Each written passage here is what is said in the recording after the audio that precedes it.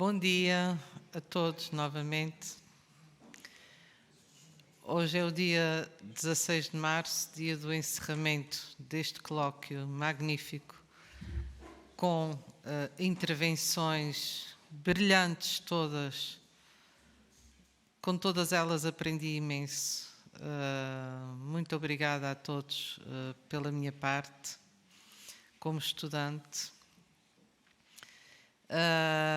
E muito obrigada sempre à Câmara Municipal de Ponta Delgada por esta iniciativa. Parabéns à organização, parabéns a esta equipa extraordinária, exímia. E não posso deixar de dizer, decorrem hoje 30 anos do último voo, do voo definitivo de Natália Correia. E é muito importante, isso não está escrito em parte nenhuma, mas todos os que estão aqui e estivemos juntos nesse dia e antes desse dia e depois, sabemos os últimos dias de Natália Correia foram passados em pleno contato com a sua ilha-mãe natal. Passou os últimos dias a escrever aquele que foi o seu último manuscrito inédito, com uma comoção incrível e com uma felicidade imensa pela possibilidade de ver a sua terra natal homenageá-la. Chegaria aqui a 20 e tais de março e dava conta em telefonemas diários dessa sua emoção, à qual juntava uma frase derradeira dizendo: eu sei que não consigo chegar aí a tempo. Hoje é um momento muito importante. Estou particularmente anelante para ouvir a conferência de encerramento pelo Fernando da Costa, o seu grande amigo de pelo menos 5 décadas da vida de Natália Correia. 30? Eu julgava que tinhas mais idade, pá. Gostaste? Foi a resposta.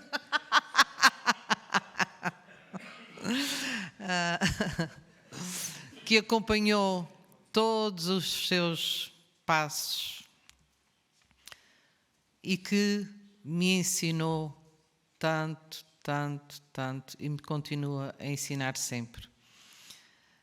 Escritor maior da nossa literatura portuguesa, o mais antigo jornalista português, com imensos prémios recebidos e muitos que já devia ter recebido.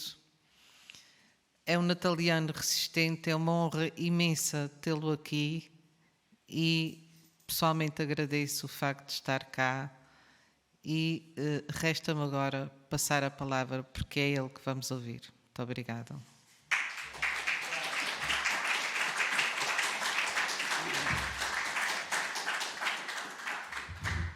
Então, cabe-me a vez de avançar. Estamos a comemorar um dos pensadores mais avançados do século XX, Natália Correia, que se reivindicava poeta porque profeta e cujo centenário, como sabemos, se festeja este ano. Com Fernando Pessoa, Agostinho da Silva e Jorge de Sena, Natália integra o círculo mais ousado e luminoso na identificação do ser português. Adiantada no tempo, Natália foi um desses seres que chegam do futuro para o anunciar, o antecipar. Miguel Torga dizia: nascida póstuma. A sua excepcionalidade não lhe permitiu, porém, caber nas normas, nas ideologias, nas religiões, nos sentimentos que encontrou e que logo extravasou e inovou, tornando-a incompreendida toda a vida. Anudatários gerados à sua volta, de que, por exotismos próprios, ela foi corresponsável, adulteraram a sua afirmação. Cito: a minha personalidade foi transformada num espetáculo para abafar a minha obra. Vai ser necessário passarem 3 décadas sobre a minha morte para começar a ser percebida. Às 6 horas desta manhã, cumpriram-se precisamente 3 décadas que ela faleceu. Portugal vai entrar numa época de reflexão profunda. Terá de voltar-se, se quiser sobreviver, para o legado dos seus grandes criadores. Natália Correia, um dos maiores, daí a importância de estarmos aqui, pressentiu que nas primeiras décadas do século XXI os cisnes iriam deixar de cantar, que novos retrocessos, esclavagismos, pestes, guerras, barbáries ressurgiriam. Aspas. Serão tempos terríveis esses. Não os quero viver. Repetiu. Não a levaram a sério. Aspas. Não tenho uma religião, um partido, um clube, uma escola literária. Não sou de associações, mas de convívios. Não sou de exclusões, mas de acrescentamentos. Autodefinia-se. E questionava como atingir a paz com os olhos postos num só Deus, se as guerras são fornecidas pela nossa fé à vitória sobre a fé dos outros. O importante não é haver ou não deuses, haver ou não milagres, é acreditar que os há. Eu acredito. Pessoalmente, não hesito em dizer que Sonetos Românticos, um dos seus últimos livros, igualam a lírica de Camões. Poeta, dramaturga, romancista, ensaísta, cronista, conferencista, deputada, pintora, cantora, editora, tradutora, marcou transversalmente várias gerações e culturas de língua portuguesa. A literatura, através da poesia, da ficção, do ensaio, do teatro. A comunicação social, através de jornais, da rádio, da TV. A política, através de intervenções parlamentares, de campanhas eleitorais, de comícios culturais. O convívio pessoal, através de tertúlias, colóquios, simpósios, foram os campos onde se afirmou, se excepcionalizou. As tertúlias, que sempre defendeu, proporcionaram-lhe, aspas, a comunhão com pessoas de espírito e ousadia, fundamentais para evitar a cultura desvivenciada, pois só quando se está muito na vida se pode transmiti-la aos outros. Fim de citação. Daí ter aberto, nos finais da década de 60, o Botequim.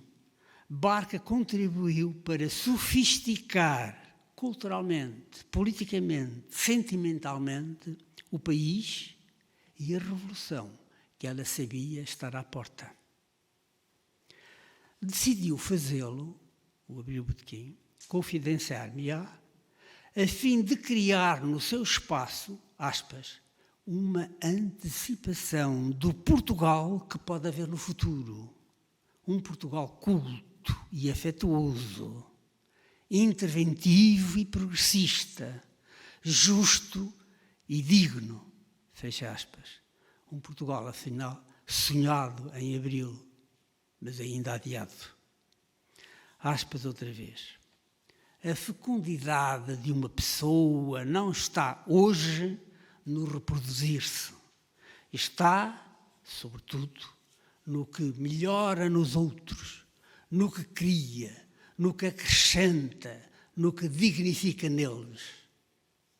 Natália Correia bate-se pela recuperação do sagrado, do politeísmo, do paganismo, do clássico, do barroco, do romântico, do surreal, do diferente, e pelo repúdio do consumismo massificador, do descontrole demográfico, da arrogância lobística, da crucificação generalizada, interiorizada. Aceitar a crucificação é aceitar o Holocausto. Holocausto nuclear, Holocausto pestífero, Holocausto esclavagista, Holocausto populacional. Este inquietava, pois, aspas, o ser humano só será valorizado se escassear. Daí impacientar-se com a ladainha dos procriadores que querem sempre mão de obra barata e farta, carne fresca para canhões e camas, ovelhas obedientes para redis. Criou e lançou o conceito de frátria a partir do conceito de pátria, o poder do pai austero, distante, e do conceito de mátria, que foi criado pelo padre António Vieira, não por ela, que é o poder da mãe, afetuoso, comunicativo, antecipando o conceito do irmão, o da igualdade, o da fraternidade, o do Espírito Santo. Concebeu expressões inéditas como feminismo e ibericismo, significando o feminismo, a supremacia não da mulher em si, como reivindicava o feminismo tradicional, mas a valorização do feminino que existe tanto na mulher como no homem, porque é a nossa parte criativa, afetiva, progressiva. O ibericismo significava, por sua vez e na sua perspectiva, e também da Agostinho da Silva, não a integração de Portugal na Espanha, como pretendiam os iberistas duros, mas o surgimento de vários países independentes, a partir das regiões emergidas da península, constituindo o seu conjunto uma poderosa comunidade ibérica pelas ligações aos territórios imensos de línguas portuguesa e espanhola, em África, nas Américas, etc. É fundamental ler, a propósito destes temas, os seus livros Armistício, do primeiro, e Todos Somos Hispanos. Com Agostinho da Silva, ela delineou um bloco ibérico capaz de ombrear com o bloco asiático que está a dominar depois da passada implosão do bloco soviético e da futura implosão do bloco norte-americano. Bloco ibérico esse que é mais rico que os demais, mais rico em matérias-primas, em populações jovens, em criatividade espontânea, palavras dela. Seria uma espécie de CPLI, Comunidade de Povos de Línguas Ibéricas. Também ninguém a ouviu, com exceção do general Yanes, que, quando Presidente da República, as primeiras viagens que fez foram à África, à Espanha e ao Brasil. Em África até se deu uma situação muito interessante. no Maputo, fomos recebidos pelo Samora Machel, no Palácio Presidencial, e o Samora Machel, voltando-se para as pessoas que estavam lá, convidadas, e apontando os generalianos, disse-lhes: camaradas, apresento-vos o nosso antigo patrão. O Samora era doido, mas não era burro. Com isso eu queria mandar uma imagem, uma mensagem ao papel que Portugal deveria ter e que não teve. Que era uma presença sempre muito atenta, mas muito discreta em relação aos africanos, etc.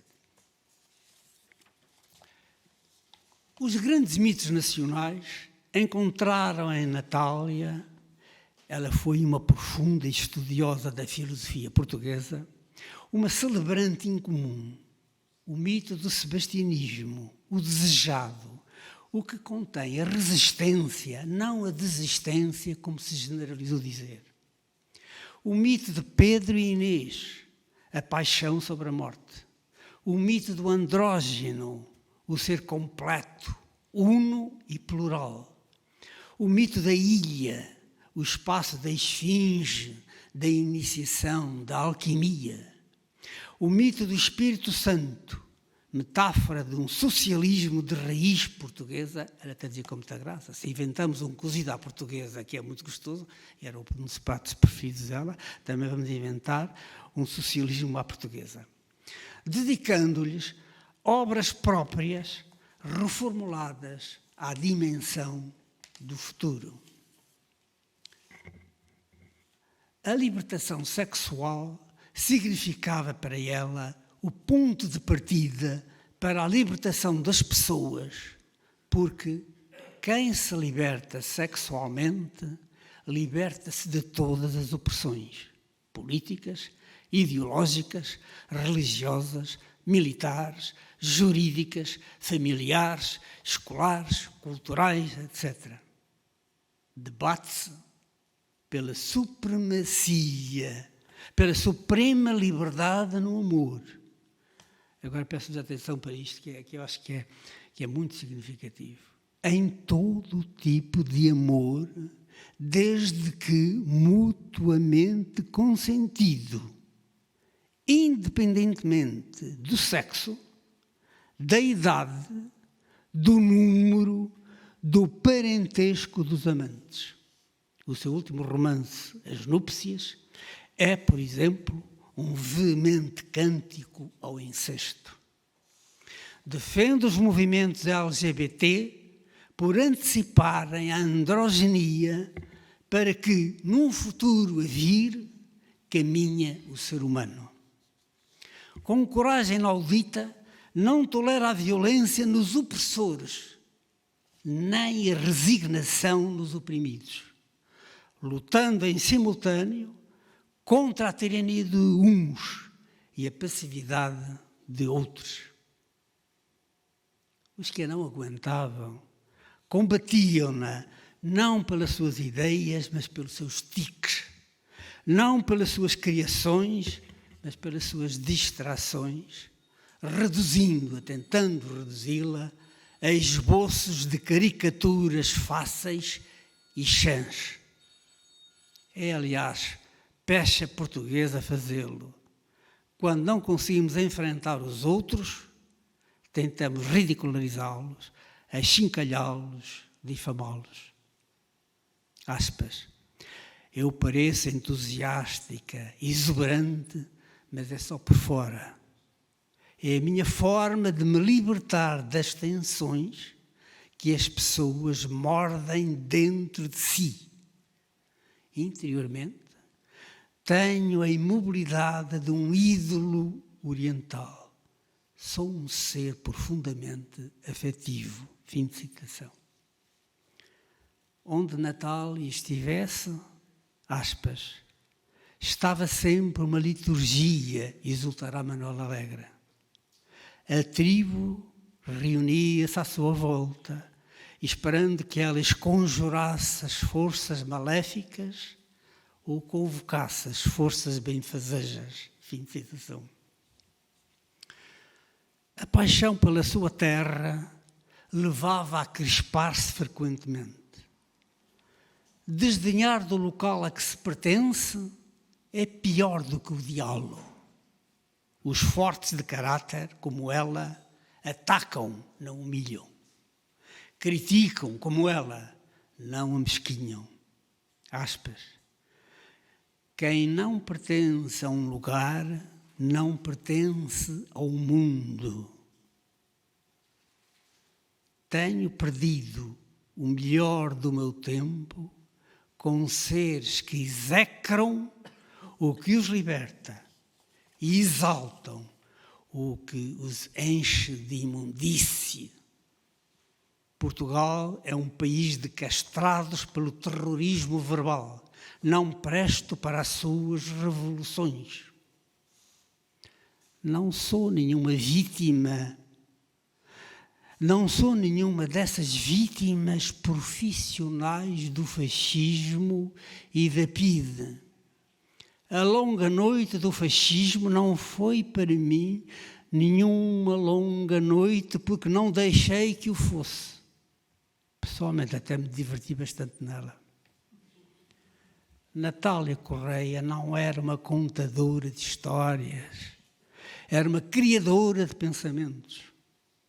A concepção generalizada entre nós de que a ficção literária não deve ter ideias repugnava e dizia, avisava, o futuro do romance não está nos entrechos que conta, está nas reflexões que proporcionam. Saramago, que a apoiava, dizia, o que faz grande a literatura é a escrita, o estilo da escrita. Ela alertou-nos para o fenómeno da desterritorialização, que é uma moda, chamamos assim, divulgada nas últimas décadas, que pretende impor um modelo internacionalista a todos os povos, não um modelo universalista, que é outra coisa completamente diferente. E isso transformou-se numa espécie de campo de sereia, que seduziu ou impulsionado pelos editores, por alguns escritores que pensam que dessa maneira vão ser lidos e vendidos no mundo inteiro e enriquecer, etc, etc. Isso é um falhanço absoluto, como estamos a ver. E era muito engraçado que uma vez no botequim, ela zangada com o Saramago, dizia, tu estás a seguir essa malta porque queres ganhar o prémio Nobel. Vais ganhar, mas como és um tipo sério, vais regressar à essência portuguesa. E assim aconteceu. A sua passagem pela Assembleia da República depressa a desilude das formações políticas existentes. Note-se que ela entrou no PPD e no PRD por admiração, por amizade com Francisco Sá Carneiro e António Ramalho Yanes, não por comunhão pragmática daqueles partidos. Interesses lobísticos, jogos pessoais, disciplina partidária, rigidez burocrática não se coadunavam com as suas posturas de defesa da liberdade, da cultura, da crítica, da ética, da justiça. Ninguém está a ver a Natália Correia a obedecer a um programa de um partido político. O programa do partido político tinha que obedecer a ela, como não aconteceu. Natália Correia depois afirmava, nunca ninguém me controlou, nem antes, nem depois do 25 de Abril, que totalitaristas existem em todos os regimes e opositores a eles também. As pessoas que pertencem ao mundo da cultura resistem. Por isso é que ela, cultura, é tão combatida, tão iludida. O seu ensaio Não Percas a Rosa é um testemunho inigualável sobre os anos de brasa da Revolução. O papel dos mercados enfurecia, dizia. Eles estão a perverter tudo com o seu gosto pindérico, futebol, telenovelas, literatura light, músicas insufladas. Eu não sei muito bem o que é que isto quer dizer. Passagens de modas, viagens de rebanhos, tudo servido como cultura, como pós-modernidade. O gosto da burguesia e do proletariado confunde-se num plebeísmo degradante. Burguesia e proletariado caminham juntos para precipícios em que vão cair. Agoniada com o supercontentismo de alguns democratas, acentuava a ver, peço atenção para esta frase dela, cada vez mais gente a viver bem no mal e mal no bem. Retraía-se. E escreveu, acho que isto não foi publicado. Quase nada vale a pena, mesmo que a alma não seja pequena. Aliás, só as almas grandes são capazes de perceber o pouco que vale ainda muito a pena. Não me interessa perder tempo com coisas e pessoas imutáveis. Já estou a acabar. Eu estou a adorar. Pouco antes de morrer, confidenciava: deixou de haver espaço para mim. Tenho tanta coisa a dizer e tão poucos a quem dizer. Esta frase é terrível. Tenho tanta coisa a dizer e tão poucos a quem dizer. É que o seu grande drama estava na profundíssima solidão intelectual que sentia. Lentamente foi perdendo intervenção, afirmação. A universidade continuava a ignorá-la. A RTP recusava-lhe programas, apesar do grande êxito da Mátria. Os jornais desconheciam-na. Os teatros afastaram-na, apesar do grande êxito internacional da Pécora. Os partidos políticos, neste caso o Partido Socialista, inviabilizou a sua reforma. Faltavam-lhe 5 meses para ter direito a uma reforma. E então deu-se esta cena extraordinária. Como sabem, o Francisco Lucas Pires, o general Yanes e Manuel Yanes criaram as reformas de mérito para os criadores portugueses, artistas em dificuldades. Então dissemos a Natália: peça essa reforma. E ela tem esta resposta extraordinária. Se o Estado português entende que eu mereço, eu recebo e agradeço. Mas pedir, não peço. Ficou uma grande perplexidade. Depois o general Yanes, que sempre foi incansável com ela, nem ela sonhava o que eles fizeram por ela. Acho que descobriram um jurista qualquer que, se não fosse o próprio pedido, podia ser um grupo de cidadãos. E então, quando se preparavam para fazer então, o tal pedido desse grupo de cidadãos, ela morreu. Ela não consente que a pobreza, o silenciamento, o menosprezo sejam armas contra si. E murmura: prefiro desaparecer a submeter-me. Desapareceu e não se submeteu. Havia uma Natália Correia para cada um de nós. A que eu refiro foi a que cumpliciei durante quase 30 anos. Outros darão dela imagens diferentes e diversificadas. Ela dizia: se eu não me compreendo, como poderão os demais compreender-me? E depois disse uma frase muito interessante: para que se justifique a nossa vida, torna-se preciso que alguém a invente em nós. Como amigo de Natália Correia, quero agradecer muito, sensibilizado, às instituições e personalidades açorianas, com destaque para Ângela de Almeida e para o Dr. Sérgio Rezendes, terem promovido esta sua evocação nesta sua ilha que ela tanto amava e que tão bem a está a merecer. Também queria destacar a presença do Sr. Bota Amaral, porque ela tinha uma ternura e admiração imensa. Muito obrigado.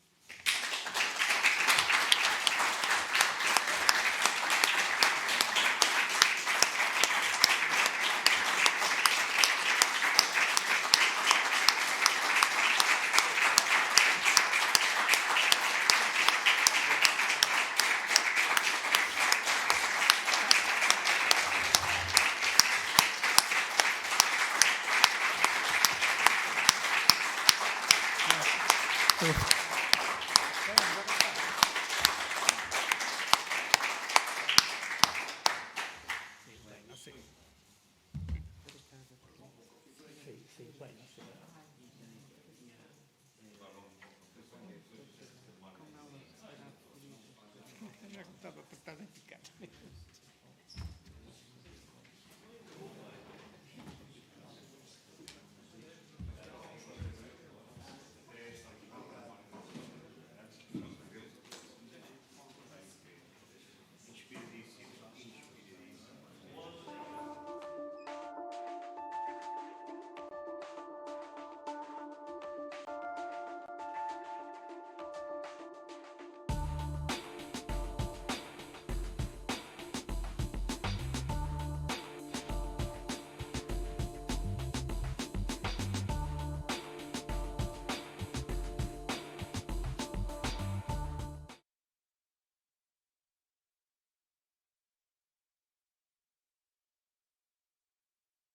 Boa tarde, vamos dar início à cerimónia de encerramento deste colóquio.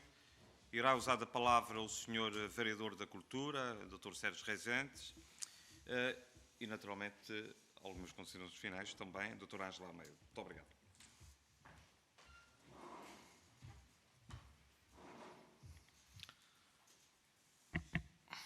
Doutora Ângela Almeida, ilustres convidados do colóquio comemorativo do centenário do nascimento de Natália Correia, excelentíssimos colegas, minhas senhoras e meus senhores, não ouço falar da obra de Natália Correia, por ser essa a missão de tão nobre plateia, tão bem coordenada pela excelentíssima doutora Ângela de Almeida, a quem saúde e agradeço o relevante trabalho prestado aos pontadelgadenses, aos açorianos e aos portugueses em geral. Nem mesmo ouço falar da sua vida, por haver quem mais bem habilitado do que eu, no caso de Filipa Martins, que aqui apresentou a biografia, o possa fazer.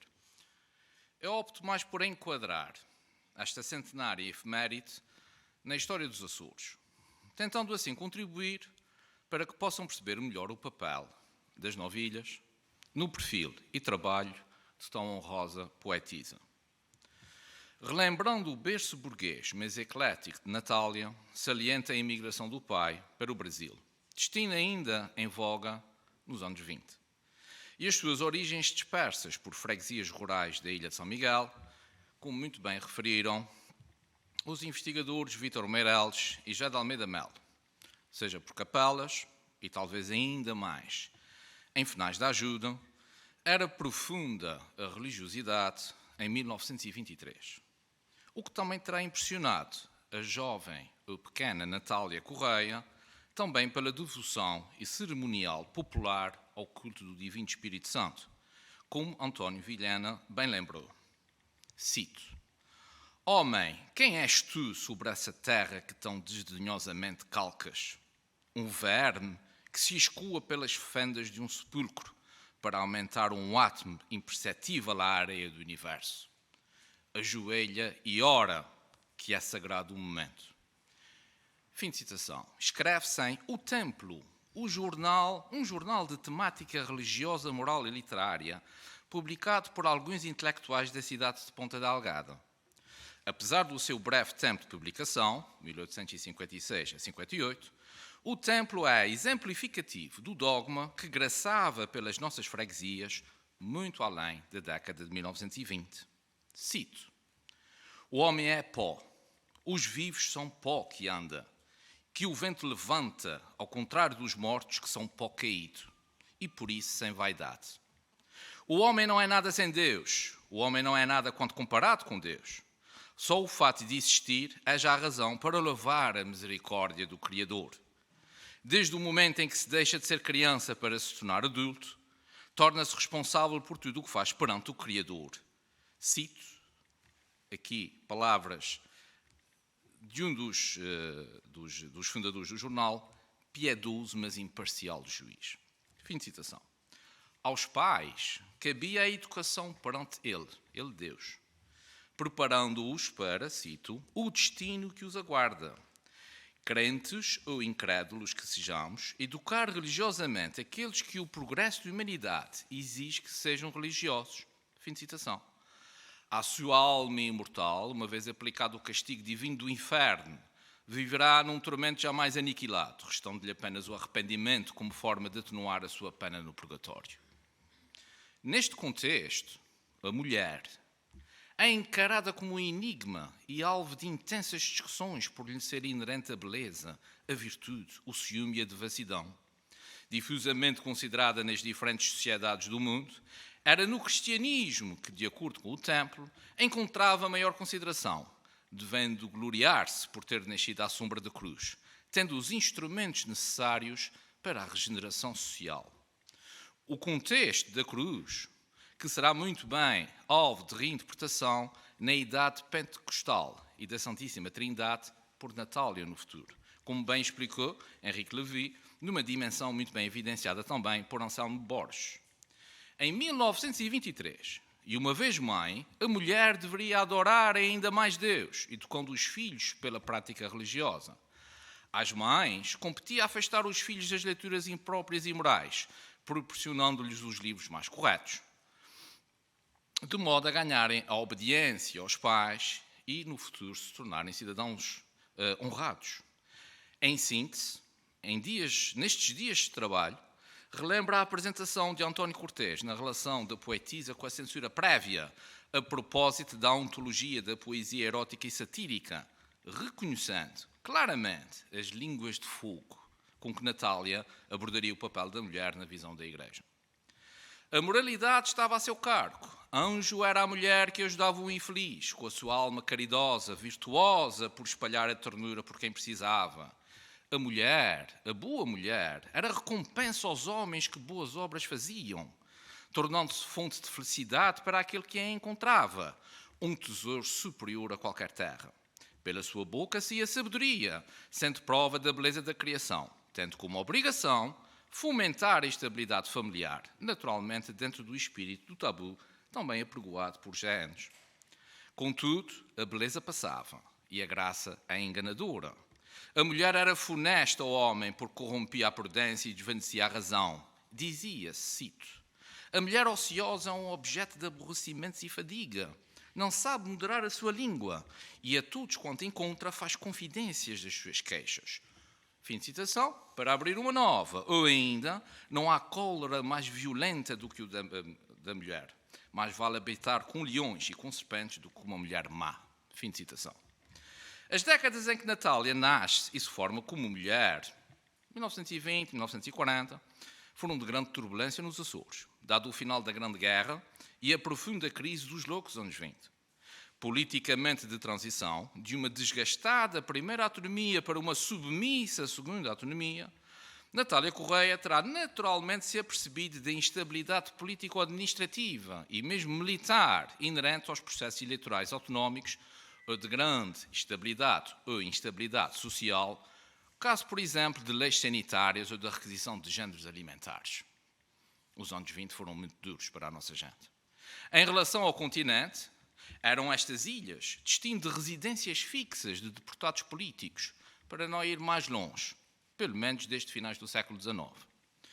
Durante o seu crescimento, autoridades civis e militares construíram e apertaram uma rede de vigilância pelas novilhas, procurando evitar a aproximação dos ditos perigosos prisioneiros do Estado a praias e portos, podendo haver, por motivos de ordem pública, comandos ou diligências militares nas ilhas mais periféricas, ou mesmo depósitos de deportados políticos ou depósitos de revoltosos, em ilhas como Graciosa, Faial, Terceiro e São Miguel.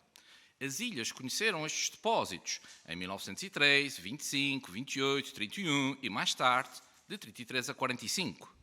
no que se constituiu como antecâmara e principal responsável pela primeira leva de presos políticos ao Tarrafal, em Cabo Verde. Já em plena ditadura militar, o degredo modernizara-se metodologicamente, adquirindo novos contornos com a Constituição de 33. Entre 1927 e 1930, estavam assentes em núcleos espalhados pelas ilhas, novamente com uma existência que antecipa o caso de Cabo Verde. Portanto, nós estamos sempre à frente, somos sempre o tubo de ensaio de Cabo Verde. Dada a implementação da ditadura militar e a criação de uma delegação especial do Governo da República nos Açores e na Madeira, isto é tudo na infância dela, com consequências para a segunda fase da autonomia em ambos os arquipélagos, a década de 1930 inicia-se com a última das grandes revoltas contra o regime, as famosas revoltas da Madeira e dos Açores de 1931, que grandes receios trouxe à instituição militar, dada a possibilidade de tomar pela força as ilhas. Foram o clímax de uma década de fazer tremer a grande burguesia proprietária e financeira, por receio da propagação da Revolução Bolchevique e a intimidação de uma classe média acerbada por uma inflação galopante, reduzida quase ao nível dos proletários. A sociedade assistira à escalada grevista e ao desenvolvimento de regalias sociais injustas e sem lógica pelos governos supostamente democráticos eleitos pela população. Patriotas, conservadoras, amantes da ordem, as classes médias da altura cedo integraram o coro de protestos que atribuíram à democracia liberal, nomeadamente ao parlamentarismo, a instabilidade política e a incapacidade de resolução da enorme crise económica e social. Um processo bem visível em Portugal pela adoção popular ao movimento do 28 de maio de 1926. Os Açores, embora de forma mais moderada, não foram alheios a estas dinâmicas. Nem Natália Correia, certamente, e na totalidade, na altura com 8 anos. Segundo o historiador Fernando Rosas, e a partir de 1926, entre 26 e 39, foram presas por motivos políticos pelo menos cerca de 12 mil pessoas, entre militares e civis, de todas as correntes políticas. Mas a manifesta subestima do cálculo permite-nos elevar o número para cerca de 15 mil pessoas. Dessas, terão sido deportadas para as colónias e para as ilhas atlânticas mais de 1.500. Nas vésperas da amnistia de 1932, só nos Açores e nas colónias africanas, à exceção de Cabo Verde, haveria 729 deportados, 75 dos quais eram militares, num total nunca inferior a mais de 1.500 pessoas. Resta lembrar que a maioria dos presos do reviralhismo foi deportada sem julgamento, cumprindo longas penas, sem qualquer tipo de condenação. E, girando entre as ilhas, o que vai ser também um dos motivos das revoltas de 31. E depois enviados para Cabo Verde, para o Antigo Império. Neste ponto, vale a pena também citar Vítor Barros. Cito: a eliminação individual representava um ato de exorcização dos malfeitores, que se traduzia numa suposta morte cívica e política do condenado. No entanto, mesmo quando os destinos prováveis poderiam ser as ilhas atlânticas da Madeira e dos Açores, convém não perder de vista que a deportação representava sempre uma espécie de viagem ao desconhecido, o que significa que outras paragens mais distantes poderiam ser demandadas, como destino final de desterro.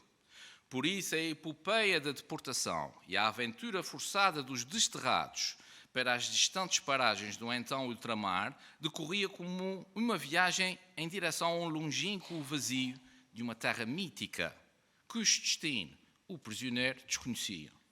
Não só a deportação era imposta como pena, como um castigo, como também o deportado nunca escolhia o local de desterro. O objetivo era anular a personalidade jurídica e, vamos lá ver, o amor próprio do condenado. Era anulá-lo politicamente e socialmente.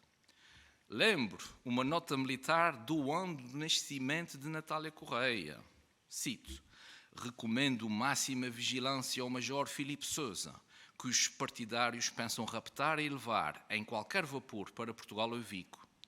A vigilância deve ser exercida sem conhecimento do mesmo major e no máximo sigilo. Portanto, isto é aqui em Ponta Delgada. A chegada destes ditos perigosos opositores ao regime não se coordenavam com o sistema tradicional de vigilância e repressão. tornando-se necessário profissionalizar os captores, trazendo às ilhas, a partir de 1933, uma tropa especial, a Guarda Nacional Republicana. À saída para o Tarrafal, o sucesso da sua missão é claro nas afirmações do decano jornalista do Correio dos Açores, o ilustre Manuel Ferreira, que em 1936 nem se apercebeu da partida dos prisioneiros rumo a Cabo Verde. Quando eu o questionei porquê, respondeu-me assim: dada a censura, ainda bem, porque se soubesse, seria sinal que eu iria com eles. Pronto, e foi um momento de muita galhofa com o senhor saudoso Manuel Ferreira na Biblioteca Pública. Fecham-se as fileiras à sociedade açoriana ao longo dos anos 30, impondo-se os interesses do Estado, nem que com recurso à bala, como aconteceu em 1932 no Centro Histórico de Ponta Delgada. Cimentado a partir de 1936 com o desenvolvimento da censura, da Polícia de Vigilância e Defesa do Estado, da Mocidade, da Legião Portuguesa e do enquadramento das escolas e dos seus manuais obrigatórios na prática da obediência ao regime. A história passaria uma imagem de grandeza ao criar os centenários da Fundação e da Restauração, ao chamar a atenção para a narrativa do país e ao criar também a grandiosidade ou a ideia de um império colonial português do tamanho da Europa, sendo devidamente acompanhada também pela comunicação social leal ao regime. O contexto era grave e a liderança do Estado Novo promissora, entrando-se num novo ciclo económico desde 28 e garantidamente a partir de 1930, acompanhado pela sociedade micalense e açoriana, que farta de mais de meio século de insegurança, à semelhança do continente, optava pela submissão, mas com alguns proveitos, dada a estabilidade garantida pela segunda autonomia, que apenas seria quebrada na Segunda Guerra Mundial. Nesta, os Açores ficariam isolados no Atlântico Norte, voltando a padecer pelo domínio dos mares. Reforçadas as três principais ilhas com 32.500 soldados expedicionários, foi una e necessária a interação entre as autoridades civis e militares perante uma mudança imposta por pressões exteriores, evidência da especificidade e vulnerabilidade do povo açoriano mediante fatores de ordem externa e interna, anómalos ao país e induzidos pela guerra. Bloqueio económico, falta de matérias-primas, falta de géneros alimentares, rarefação de transportes, inflação, mercado negro, quebra de poder de compra, agitação social, entre mais. E Natália sempre a assistir a isto. Com uma mobilização militar ímpar, as ilhas teriam graves dificuldades em sustentar a presença de um tão vasto contingente militar que tinha como função defender as ilhas, independentemente das lacunas materiais e alimentares, humanas e financeiras. A reconversão do dispositivo militar de paz para a guerra, sobrecarregado pelas facilidades concedidas aos estrangeiros, agravaria ainda mais uma economia dependente do exterior, expondo as ilhas a fatores como o bloqueio económico e a guerra submarina. Perante um Estado com poderes excepcionais e autoritários, os militares e os açorianos conheceram a rarefação, a insegurança, o encarecimento dos transportes, exemplos das múltiplas variáveis que assolaram o arquipélago e que fizeram da capacidade de sacrifício dos açorianos e de entendimento entre as instituições civis e militares mais do que uma virtude, uma cumplicidade. Já sem presos políticos nos Açores. Os últimos saíram em 1945. Nós depois vamos ter algumas pequenas exceções que vêm de fora para dentro, o caso de Simão Tuco, que é desviado de Angola por ser um líder de uma seita religiosa.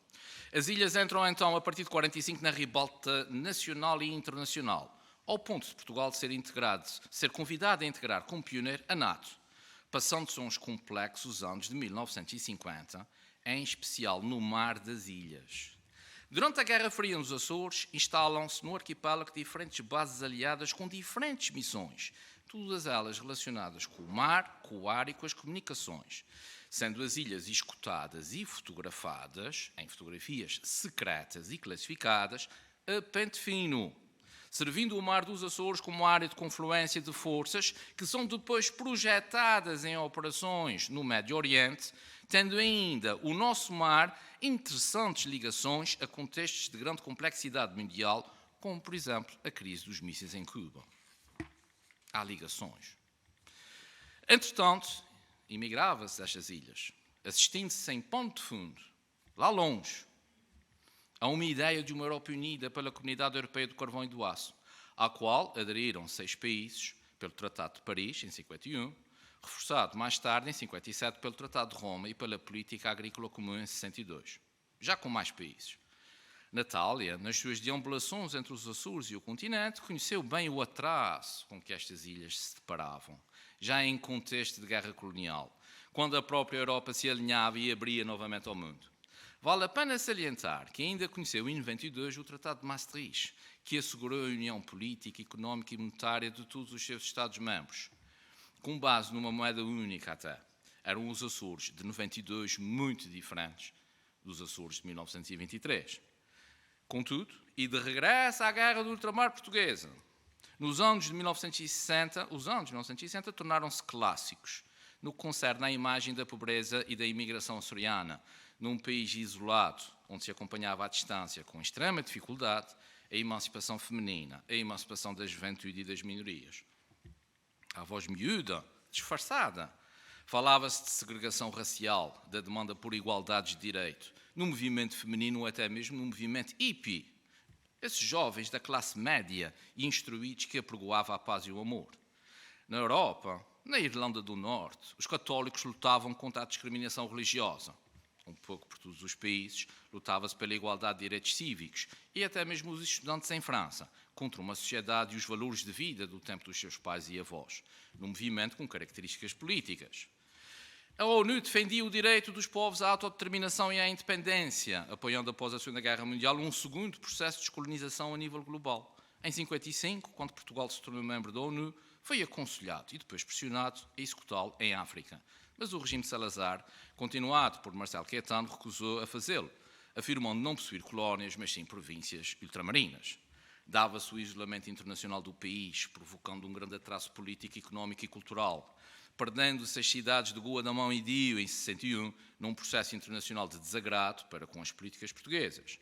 Nesse mesmo ano, inicia-se a luta armada em Angola, a primeira de 3 frentes da Guerra Colonial Portuguesa, em que Portugal não podia contar com apoios internacionais, mas apenas com o sacrifício dos portugueses. Aliás, como se disse na altura, cito, há que pedir sacrifícios a todos. Fim de citação. Cerca de metade do orçamento de Estado foi gasto na guerra, nos primeiros 2 anos de conflito, aplicado na construção de infraestruturas, tentando também engrandecer as colónias e dissuadir os revoltosos. O orçamento das Forças Armadas destacadas para o ultramar quadruplicou a partir desse período e até ao último ano da guerra, 1974, voltando a triplicar também já muito perto do fim. Investindo-se em armamento e logística, o que, durante 13 anos de guerra, poderia ter revolucionado as condições de vida dos portugueses, promovendo a juventude no trabalho e a união das famílias. O mesmo aconteceu do lado africano, que nunca podemos esquecer, a que se junta a destruição e posterior necessidade de recuperar a estabilidade política e económica do pós-guerra. A guerra do ultramar portuguesa aumentou o descontentamento da população por serem os jovens chamados a combatê-la, trocando o seu trabalho e família pela possível morte, padecimento e a selva africana. A juventude masculina foi chamada para integrar as Forças Armadas, destacando-se os cerca de 150 mil soldados enviados para o ultramar, dos quais 9 mil não regressaram e mais de 100 mil voltaram doentes, feridos ou incapacitados. Dos batalhões independentes de infantaria número 17, sediado em Angra do Heroísmo, e 18 em Ponta Delgada, partiram 10.080 soldados expedicionários das ilhas, atingindo-se os 194 mortos, dos quais 135 são naturais das nossas 9 ilhas. Hoje, a sua presença é atestada em quase todos os cemitérios das ilhas, e eu que o digo, que o possa dizer. Não esquecer ainda os milhares de mortos das guerrilhas, os 20 mil mutilados e ainda um número desconhecido de desaparecidos, marcas de uma guerra condenada pela maioria dos países no mundo. Uma última ideia também para todos aqueles que apoiaram os portugueses e que depois ficaram atrás. A vida também não foi fácil, de ora avante. Na realidade, esses jovens eram necessários na agricultura, a base da economia portuguesa e cuja baixa produtividade se devia ao uso de técnicas rudimentares, como Francisco Topa lembrou. Era grave a falta de investimento no país, uma vez que a intenção dos presidentes do Conselho era de abialhar riqueza nos cofres de Estado, até mesmo recusando muitas vezes a ajuda externa, como foi inicialmente o caso do Plano Marshall.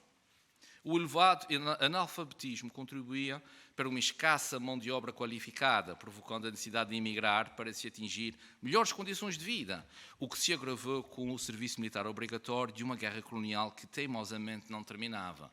Lembro que o presidente de Câmara oferecia uma bandeirinha de Portugal aos emigrantes quando partiam do porto de Ponta Delgada.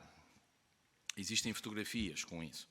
A balança comercial portuguesa encontrava-se deficitária, provocando a miséria da maior parte da população, que vivia em condições miseráveis em finais dos anos 50 e em especial a partir dos anos 60.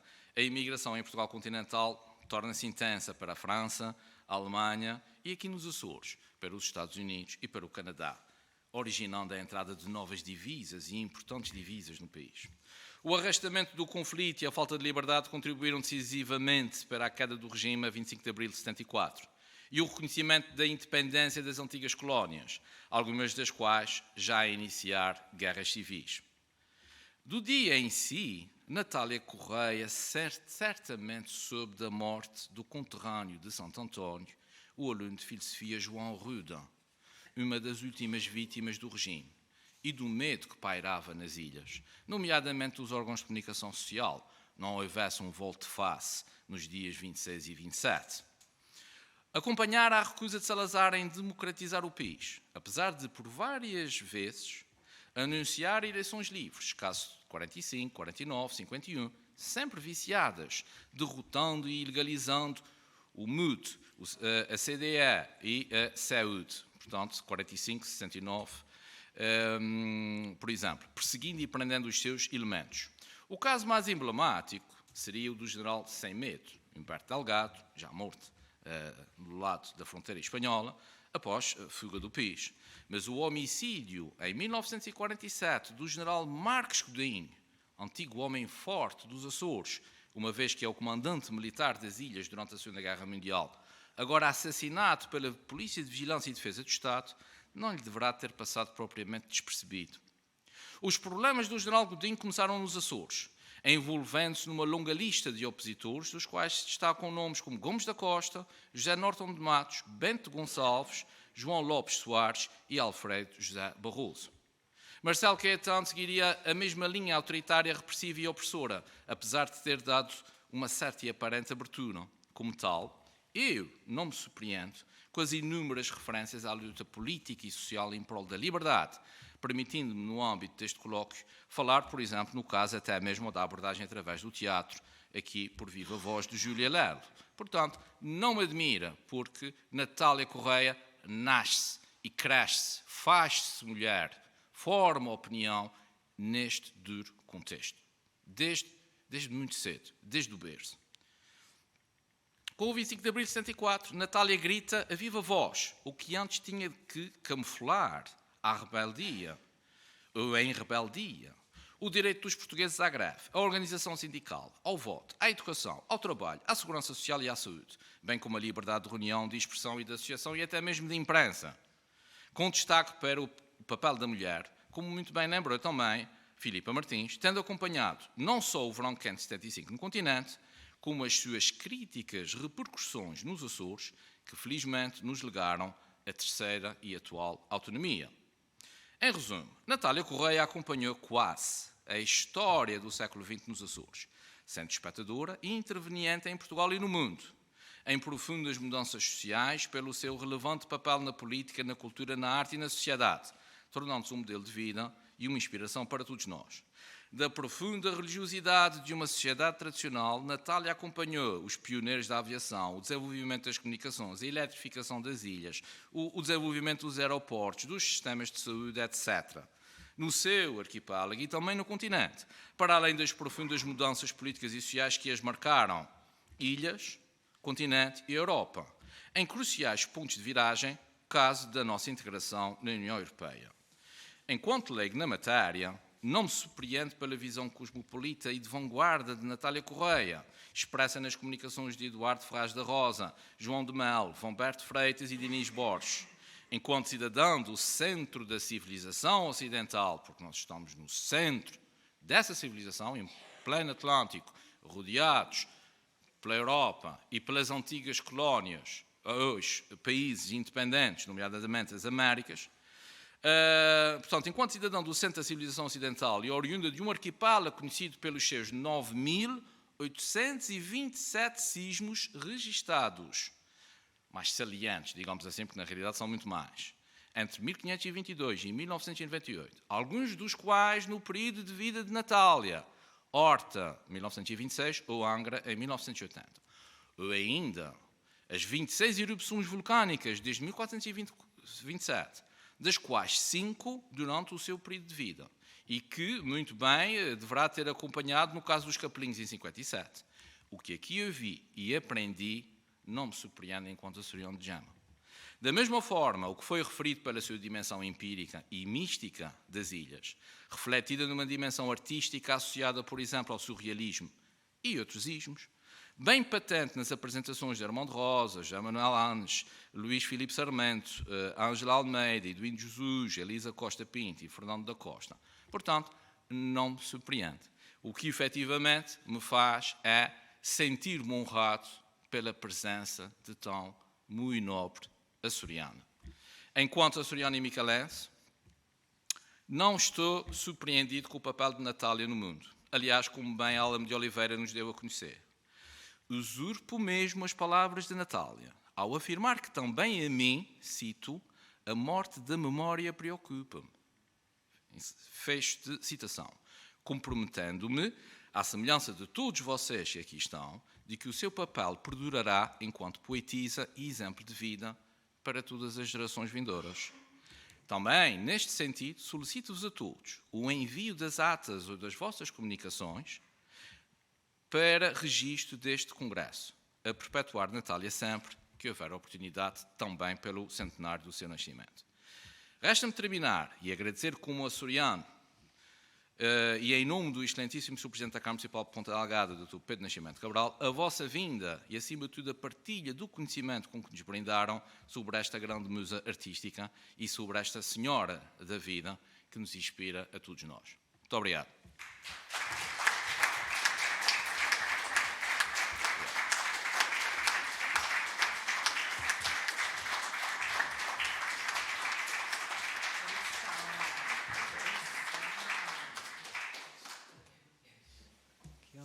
As palavras finais são suas.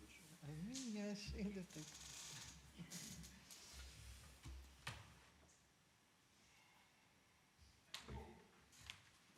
As palavras finais cabem sempre às senhoras. Senhor Vereador e a todos os convidados presentes, o que eu posso acrescentar aqui depois desta lição e depois da lição de Fernando da Costa e depois das lições que nos deixaram ao longo destes dias.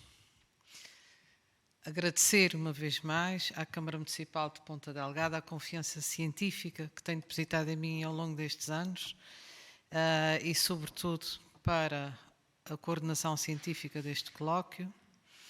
Agradecer a todos vós terem voado até à ilha, não é? A ilha é sempre um símbolo ascensional, portanto, obrigada por esse voo mais alto.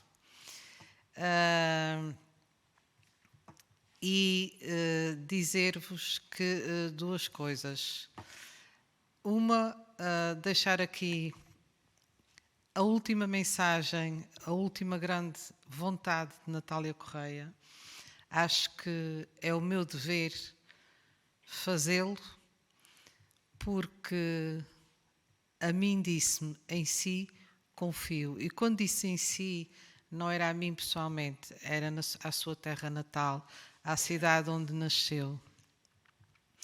Numa altura em que a idilidade está a criar, e muito bem, espaços que perpetuam e divulgam a obra e a vida dos grandes vultos literários e intelectuais da nossa terra e da nossa cidade, eu acho que não tenho qualquer dúvida que a única entidade, Dr. José de Mel, é para si também, já falámos várias vezes sobre isto. Obrigada. Eu acho que a Câmara Municipal de Ponta Delgada, pelo papel fundamental e de grande excelência que desempenhou nestes dias,